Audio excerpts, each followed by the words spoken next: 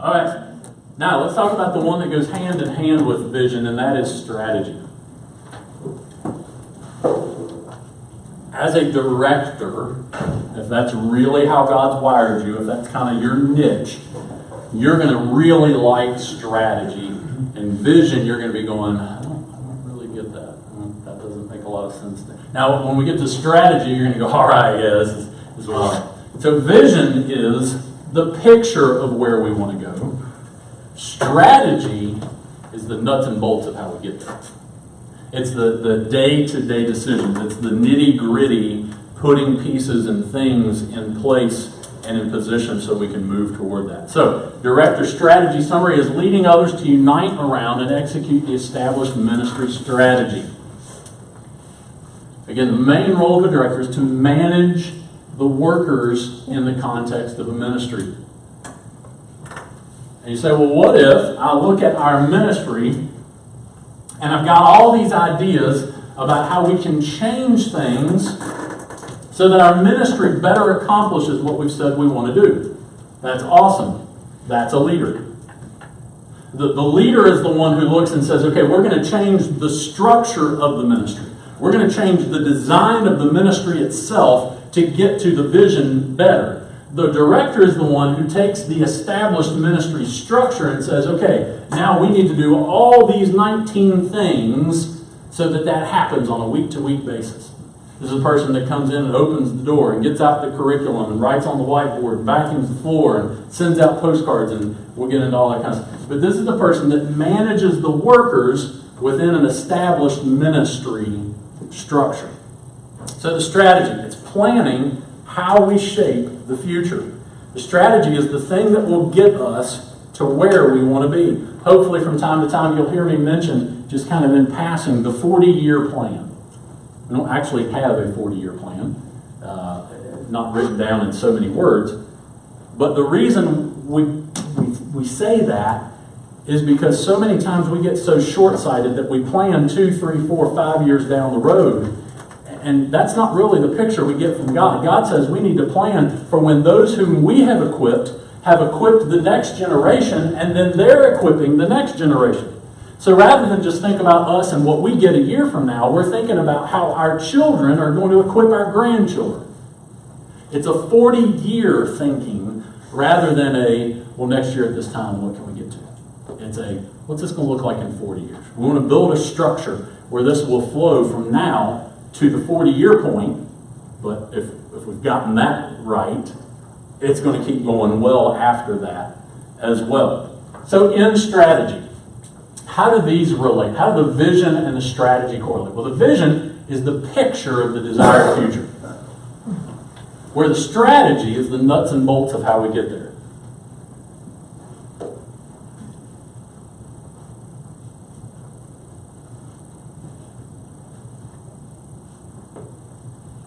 Picture of the desired future versus the nuts and bolts of how we're actually going to get there.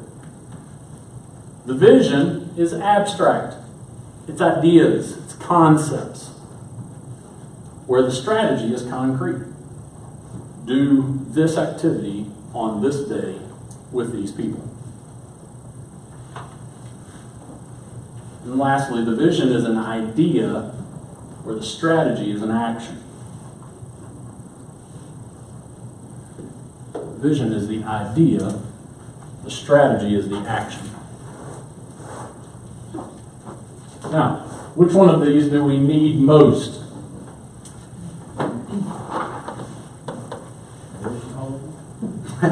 It's a trick question. Yeah, you can't devise a strategy if you don't know where you want to go. And even if you do have a strategy, how do you know if you ever get there if you don't know where it is that you're going to get to go? But we can talk about what we think a good church ought to look like. We can talk about what a great ministry would be. We can talk about ideas and pictures of the future. But if we don't put any action to it, if we don't put any names and dates and places, if we don't put any nuts and bolts in place, we're 10 years from now, we're still going to be talking about the same picture and not any closer, unless by pure accident. So it's not an either or, it's a both and. We need them. They're designed to work together, so we need them working together. So number 2, the value of strategy. Sometimes we underestimate the value of strategy. Some people look at strategy and they go, well, that's just for the organized people. That's just for the people that want to know how everything's going to happen 8 years from now. One of our children, Jackson, wants to know. He wants to know, like, what the plan is for 3 Mondays from now. And he wants to know, like, what time we're going to leave. And it's like, buddy, you got to back that down, man. You can't go through life stressing over what's going to happen that far away. And so there are times now where we'll look at it and we'll go, buddy, we're not going to tell you. You're going to have to go to bed tonight, and you don't know the answer to that question. You'll have to wait when you get up in the morning and find out. Because he is so way down the road. And there are other people that they're not really worried about the details of down the road. They just, at the end of the day, they go, well, I feel like today was kind of a good day. And so what we want to do is we're going to combine the value of both of them. But the value of strategy specifically in your book, it lists a couple of things. Strategy causes us to think about the best way to get the best result. It gives us an opportunity to think, to sit back and go, is this really the best way to get there? Strategy gives us freedom to say no to things that are not the best. You would not believe, well, maybe you would. We get a mailer for children's curriculum every week, a different one. We get a mailer for a men's activity every week. We get a mailer for a missions opportunity every week. We get a missionary who calls the church at least 2 a week. There is so much out there that we could pick and choose from to do. How are we ever going to say no to any of it if we don't have a strategy? We've got to develop a strategy, a way of getting from here to there, and then we see, okay, what fits into our strategy, and the things that don't, it gives us freedom to say no to it. Strategy gives us confidence to invest ourselves in the things we have chosen to do. Those who don't sit back and go, well, I don't know if it's going to be very good or not. We'll wait and see if anybody shows up. And if they do, then we'll really work hard and make it good next year. No, this is important. Even if nobody shows up, this is important. This is going to get us to where we need to go. And we have the confidence that we can invest ourselves in it. And then number 4, strategy allows us to know if we win or not. If we look at vision, and the vision is to glorify God by making disciples, it's kind of hard to sit down at the end of the day and go, okay, on a scale of 1 to 10, did we glorify God today? It depends on the person and what their experience was and what room they were in and what kind of mood they were in to start the day and all that kind of stuff. But if we can sit down at the end of the day and go, okay, did we help one person to this? Did we get one person to this? Did somebody learn these 3 things? If we've got some strategy, nuts and bolts, we can sit down and answer the question, did we get it done or did we not? Strategy allows us to know if we win. And number 3, how to accomplish the vision through strategy. So I'm going to give you a couple of things here that this is something that maybe this is old hat to you. Maybe you don't need any help with this. Just bear with me, because there are going to be people in the future that we are raising up from worker level to director level that have never heard some of this stuff, and they're going to need some help on the practicals of how to accomplish their job as a director. And so how to accomplish the vision through strategy. Number 1, think through the vision. Think through the vision.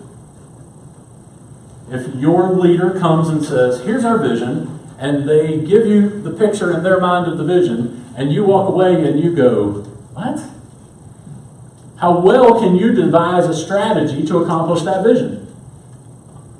You can't, because you don't know what it is.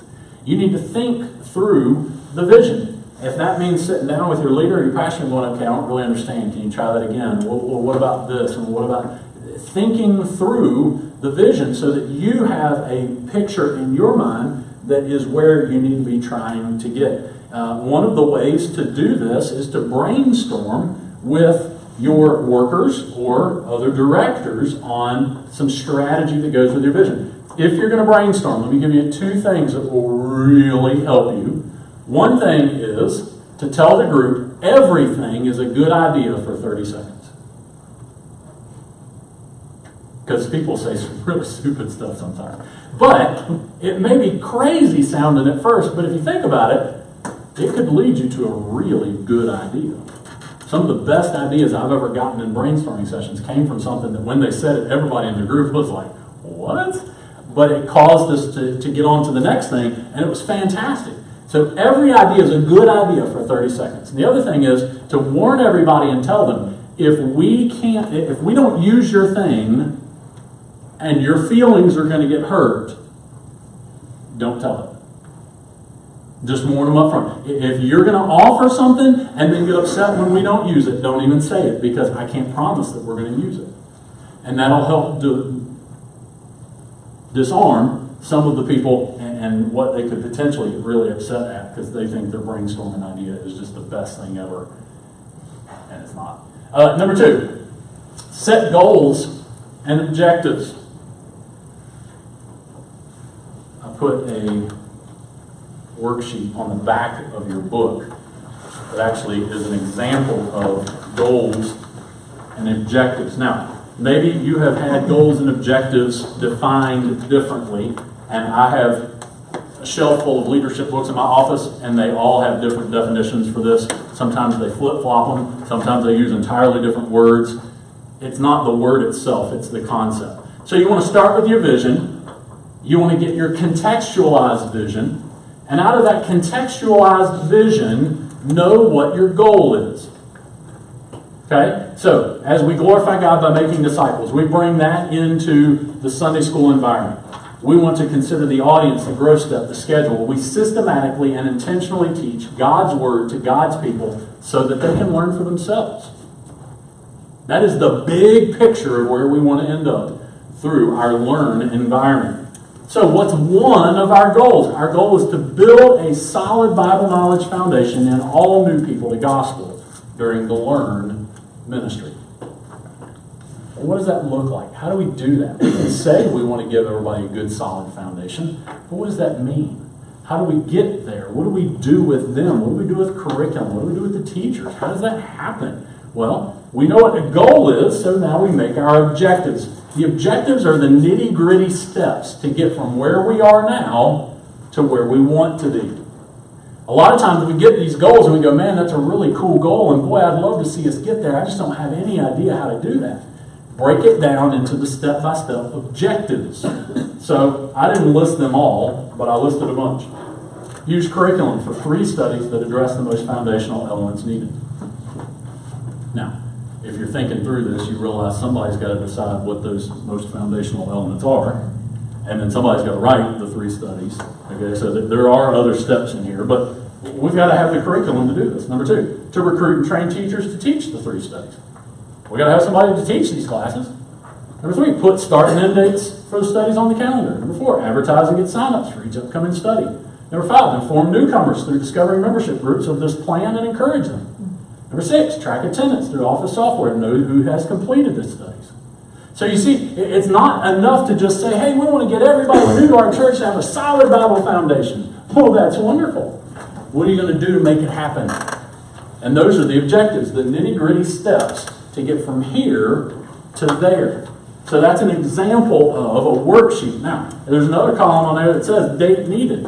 If you're like me, you like to work ahead of time, so you have time to think about things a little bit. And so you need to put it on the calendar well ahead of time so you can be thinking about it and get it done, and you're not the night before going, ah. And then last is that effective column. What do you think that effective column is for? Yes. After it's over, to ask ourselves the question, okay, I devised this strategy to accomplish this goal. Did it work? Did it do it? And if the answer is no, well, then there's some other steps that come after that. But we need to stop and evaluate what we're doing to see if our strategy is effective. So we think through the vision, we set our goals and objectives. Number 3, do the things on your list. That may sound crazy, but just you got a list. It came out of number 2. Just start doing the stuff. Sometimes we get overwhelmed and we see all these things that need to be done. Just pick one and do it. Whichever one's next. You'll get it done. It might take you 20 minutes. It might take you 3 days, but just start working through your list. And then lastly, evaluate to see if your strategy was effective. That's a column on there. Look at what were we trying to do What did we do, and did it get us to where we want to be?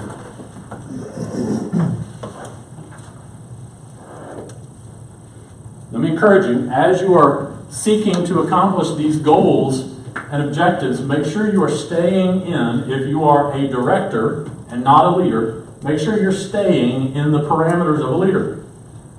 Let me give you an example. In children's Sunday school ministry, would the director order and distribute Sunday school material, Sunday school curriculum? Would that be something that a director would do to get the curriculum to the workers so that the teachers can teach? Yeah. Would the director be deciding which curriculum we're going to use as a church? No. No. That's an established structure thing here. They are getting it together, making it happen, because every quarter we need new books and new handouts, and we've got to get it all to the right people in the right place and all that kind of stuff. So make sure you're functioning within that. Now, if you've been doing this a while and you got all these ideas and you're ready to go and you're just excited about shaping it, then sit down with the pastor and go, hey, I'd really like to take on the leader role of this thing, and that may be something that's going to happen. But knowing which role you're in. As a Sunday school director, would the Sunday school director schedule and run worker training meetings? Yeah. They may not always teach it, but they're going to get it on the schedule and make sure there are some worker training meetings. Should they schedule that at 10:45 on Sunday morning? No. See, there is an established ministry structure that says that's not when you have your teacher training meetings. Okay? So working within the established ministry structure. So the strategy and competency goals, things we want to see you work toward. Identify your ministry strategy from your leader and pastor. May sound really simple, but just because you've been doing something for 5 years, or just because you have an idea of what you would want to accomplish, doesn't necessarily mean you're on the same page as your leader or pastor in that ministry. So sit down with them, identify, get what is the vision for this ministry area. Number 2, effectively. You like that word? That's out of Ephesians 4. Effectively organize and manage workers to fulfill the objectives. Just because something is an objective for your ministry doesn't mean you have to do it all. It just means somebody has to. And as the manager, you are managing the workers. So if you've got a teacher who is fantastic at writing curriculum, and you need curriculum, it's okay to let them write curriculum. You just need to manage and tell them which one they need to write and what kind of structure you need it in and when they're supposed to have it done and that kind of stuff. Doesn't mean they can't do the work. It just means you are responsible for managing them and the objectives in order to get those things accomplished. Number 3, report to your ministry leader or pastor the plans and the results. This doesn't have to be every week, but the person over you who's leading you, communicate with them. Let them know, hey, here's what's going on. Here's our plan. Here's what we're aiming to do. Hey, this went really well. Hey, we lost a kid. Hey, let them know what the results are along the way. And then number 4, develop a budget and or calendar as directed. Many of you will be given a sheet of paper near the end of the year that is a calendar, a list of events thing, and a budget request form. That is for you because you're the one hands-on making things happen to say, here's how much money we would like to have for this next year to accomplish the things that this ministry structure is asking us to do, or we would like to do, or additional things. Now, that's not a budget form, that's a budget request form. We all have to go through that process, okay? So, but that's something that you're going to be asked to do because you're in a place, you're in a position to be able to hands-on know what the dollars and cents are that are going to make that happen. Like, I could throw out a number at what VBS could cost, but I haven't bought VBS curriculum or snacks or crafts. The person that's been handling that directly every year would be the best one to fill that in. So I'm going to hand that off to either the VBS director or the pastor who's over VBS, and they can figure out who's going to fill that All right, so that is the strategy part, vision and strategy. I'll be honest with you, I think those two are probably the most difficult ones to nail down in terms of exactly what is your role and responsibility, because again, there's that spectrum, and because one of those is a very abstract item, and because there's just a lot of constant communication that needs to go on. Some of these things need to change how we are going about our strategy. But we can't just change them for the sake of change. We need to know why we're making that change. All right, questions on any of the stuff we've covered up to this point? Okay, the last three are easy. You'll enjoy them. So let's take I can't tell from here, maybe a 3-minute break, it looks like.